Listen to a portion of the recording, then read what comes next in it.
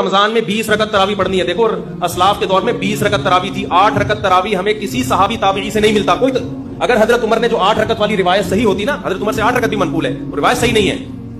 اگر وہ روایت صحیح ہوتی تو پوری روئے زمین پر کہیں تو 8 رکعت ہو رہی ہوتی اس وقت, کہیں بھی نہیں ہوتی, کہیں بھی نہیں تھی. حرمین میں 1400 سال ایک رمضان بھی ایسا نہیں آیا جس میں 20 رکعت سے 1 رکعت بھی کم تراوی ہوئی ہو. ہاں اب جا کے وہ 10 کر دیے کووڈ کی وجہ سے. وہ اب اگر کر بھی دیے تو ہمیں اس سے کوئی فرق نہیں پڑتا. 1400 سال تک کیا ہو رہا تھا؟ لوگ کہتے ہیں حرم میں رفع الیدین بھی تو ہوتا ہے.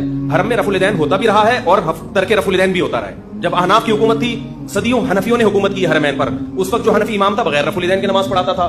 لیکن اگر کوئی رفع الیدین کے ساتھ پڑھاتا تو اس پہ بھی اعتراض نہیں تھا, کیونکہ صحابہ میں آپ کو رفع الیدین والے بھی ملیں گے اور رفع الیدین نہ کرنے والے بھی ملیں گے. تو ہماری نظر میں اس سے کوئی فرق نہیں پڑتا. لیکن تراویح کا جہاں تک مسئلہ ہے, 1 سال بھی حرمین میں صدیوں تک ایسا نہیں آیا کہ مسجد نبوی یا مسجد حرام میں 20 رکعت سے کم تراویح ہوئی ہو.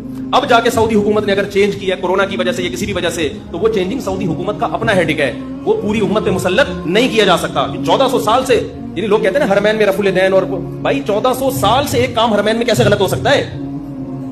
رفع الیدین تو حرمین میں ہوا اور نہیں بھی ہوا, دونوں نمازیں چلتی رہی ہیں, لہذا دونوں ٹھیک ہیں. لیکن تراویح کبھی بھی 20 رکعت سے کم نہیں ہوئی ہے.